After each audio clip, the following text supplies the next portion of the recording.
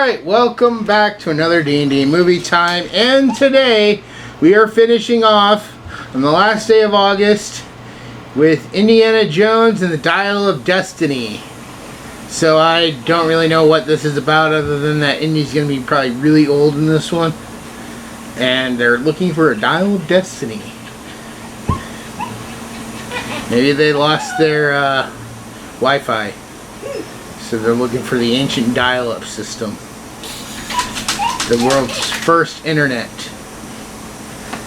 So, alright.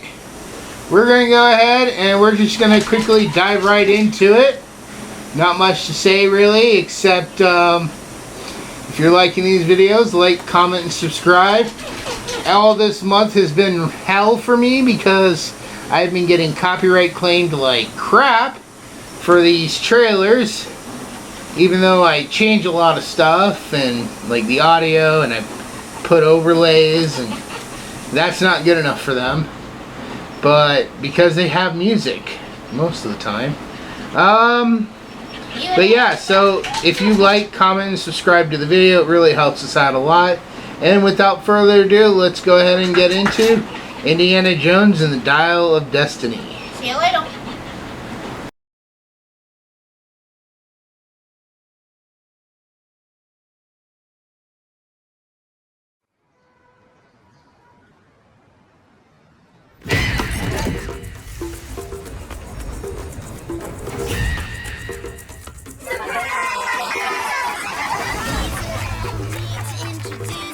I'm retiring. Well, in that case, what are we drinking? Same for the goddaughter. Dad told me you found something on a train during the war. A dial that could change the course of history. Why are you chasing the thing that drove your father crazy? No, Moo. Please get out of here. Sorry. Dr. Jones, get him.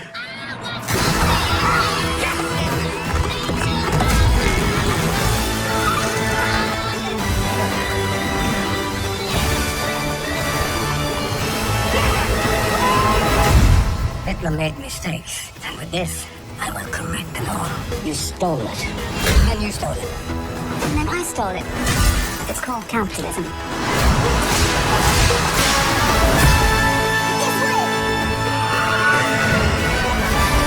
Fasten your seatbelt.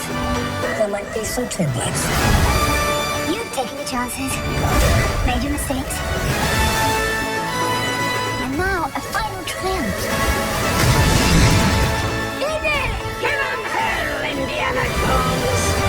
A few times in my life I've seen things. I've been tortured with voodoo. Been shot 9 times.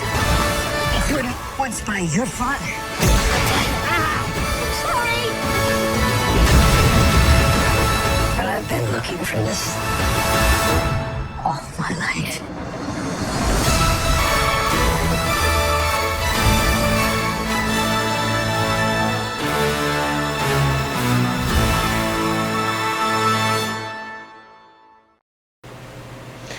Alright, so we just finished Indiana Jones and the Dial of Destiny.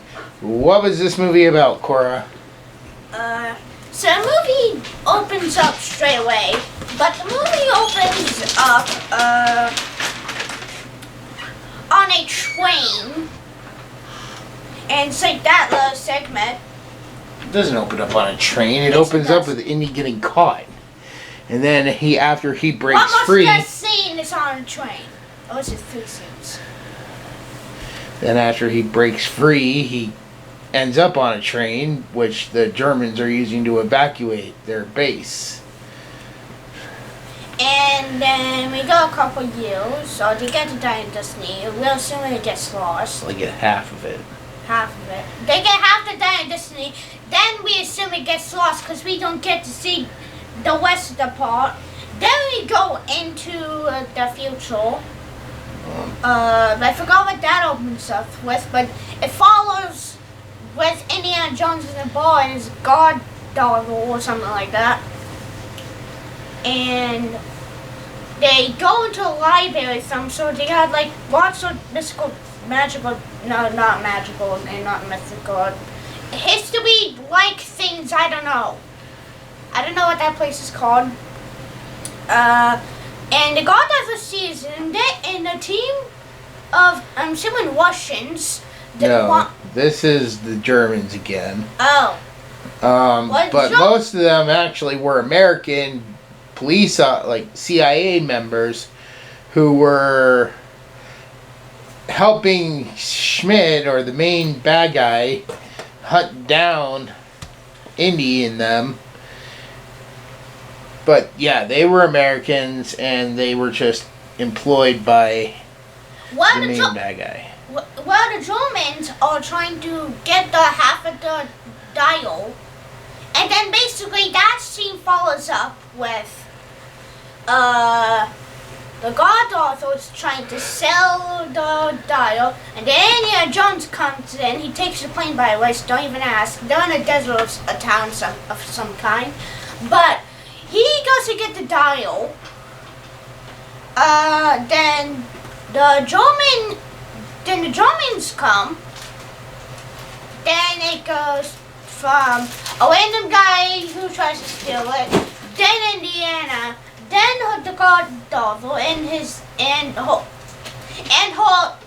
the goddaughter's sidekick, and then the Germans, and then they try, and then Indiana Jones and the Godfather, and that Godfather. Why do I keep messing that up? I don't know. Anyways, wait, what happened? Oh yeah, they get into a car chase thingamabob, and then after that, the Germans still have the half of the dial, but Indiana Jones and the goddaughter and her sidekick, I forgot his name, take a ship to find a little thingamabob that leads to the other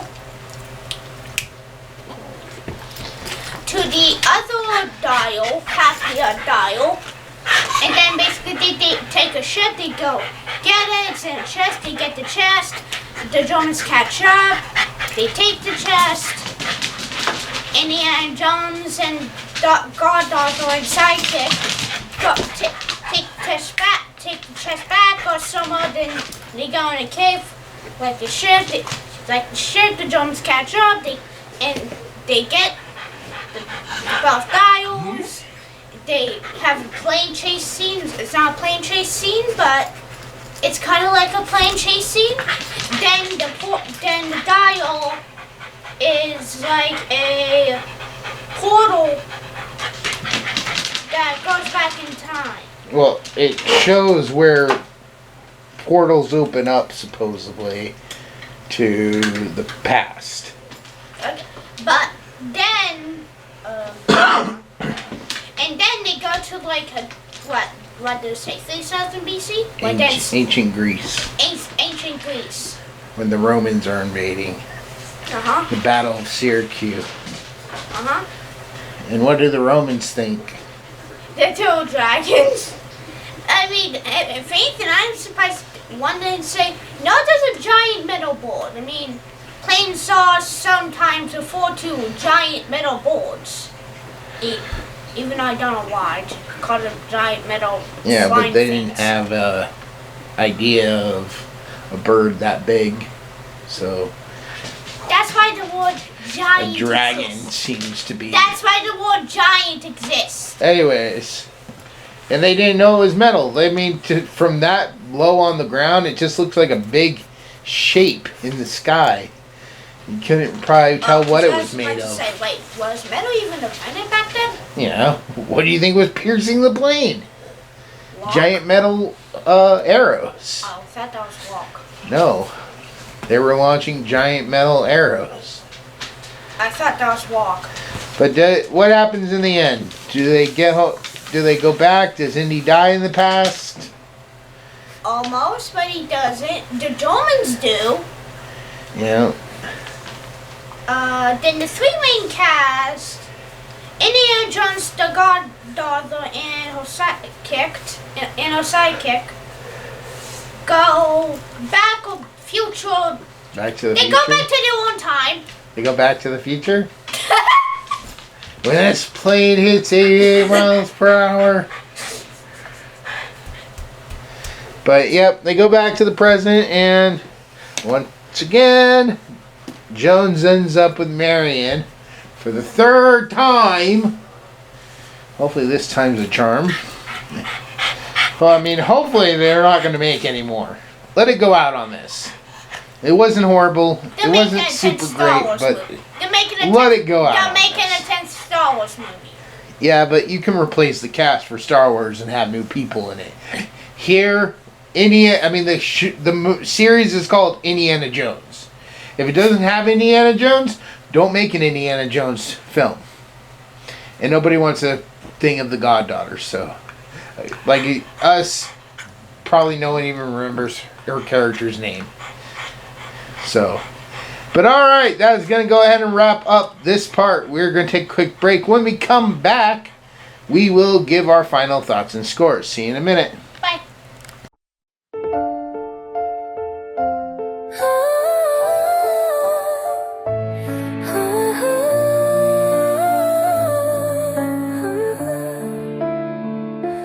In the glow of the moonlight, shadows fall.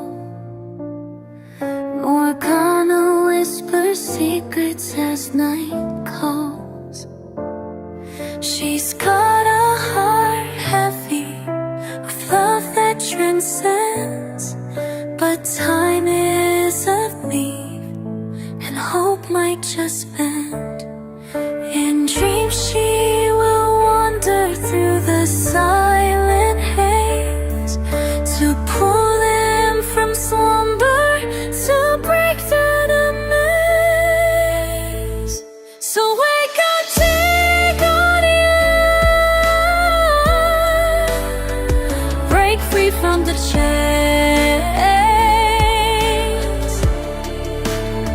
let the light shine bright. Have hope still remains.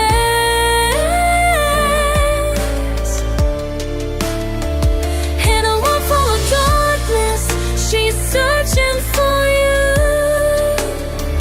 Love is still so powerful, it's destined and true.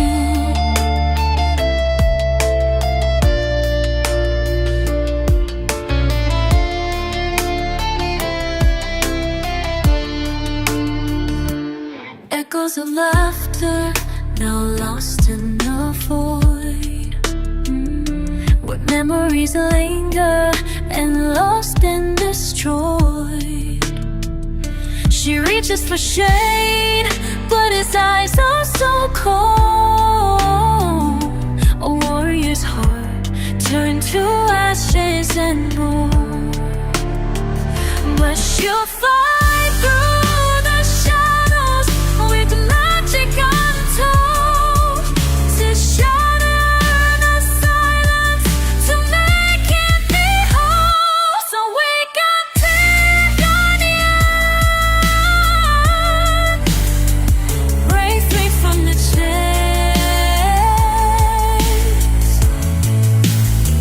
let the light shine bright.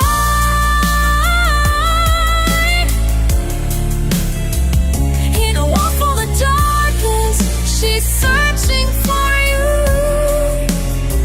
Love's a spell so powerful, it's destined and true.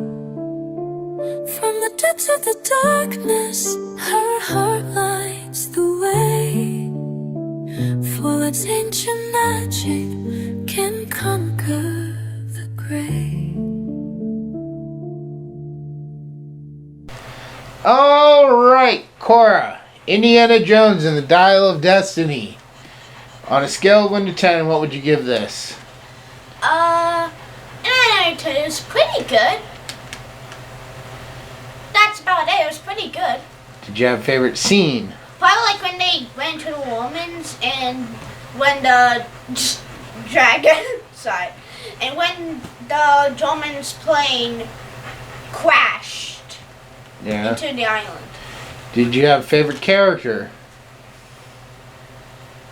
Are you gonna hate me if I say it? Say. The goddaughter. What was her name? She's your favorite character, but you can't remember her name. Yes. It makes perfect sense. Okay. Why is she your favorite? Actually, no. It's so psychic. I forgot his name too. Wasn't it like Max or Toby or something like that? I think it was Freddy.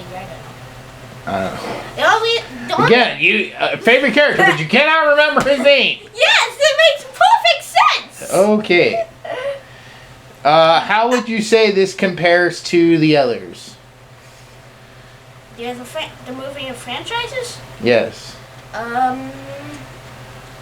When he get old. He's really old. Yes. That's about it. Alright. Anything else you want to say on this, or? Nope. Alright, well then moving on to my score. On a scale of 1 to 10. I would give this probably a 7 out of 10. It was okay. If I'm watching the entire franchise, I won't mind putting this one on. I mean, it was interesting enough, but it was a lot of the same old beats, and if you were watching all these at like one time, it can be a little tiring. I did like some of the callbacks to previous movies that they had. It wasn't like the movie wasn't filled with them. I've seen some movies recently where it's done right, and I've seen some movies where it's done wrong. This one's not too bad, so it's kind of done right. Indiana Jones was good, but yeah, he's definitely looking like this needs to be the last one. I don't think they need to do any more. I am very interested in trying to play the game at some point. So, to be honest, I think that they just really did makeup for all Indiana Jones, because unless they got like an actor that looks like him, or they just made another actor that has his voice look like him, which is very unlikely. The biggest disappointment I had with this was that they killed off Mutt and didn't replace him with a new son to take his place. A new, that would have been acceptable. I don't know what in the world. Oh God, I'm spacing on his name. Who? What? Who? The guy who played his son in the previous movie. Did you just say his name? Well, that's the character's name, but I'm talking about the actor. Just say Mutt. No, because that's not the actor. Okay, then say Mutt. But the actor who played Mutt and also played the main kid in the Transformers movies. I don't know what he did to piss off Hollywood that he's not getting casted for anything as far as I can tell. Or he's lost all his roles. But yeah, I mean, he must have done something really bad. So, I mean, because I wouldn't have mind seeing him take on, But now we're not going to get that. And okay, right now what so I kind of feel like the franchise just kind of needs to end here. This needs to be the last one. Okay, I'm just kind of wondering if Hollywood is either a studio business still involved or a city or town. What? Nothing. But yeah, I mean, like I said, this is definitely a solid 7 out of 10. I mean, it's not horrible. It's not the greatest. They could have gotten away with not doing any more, But yeah, this wasn't one that had me rushing to theaters, and I'm glad I didn't rush to the theater to see it. I mean, it was interesting enough. But, alright, with that said, we're going to go ahead and wrap up this review and let you know that next week, or actually for you guys, this will be tomorrow, we will be starting August Powers. Something Cora's been looking forward to for a long time. So, get ready to have a great time as we move into August. See you in the next one. Bye.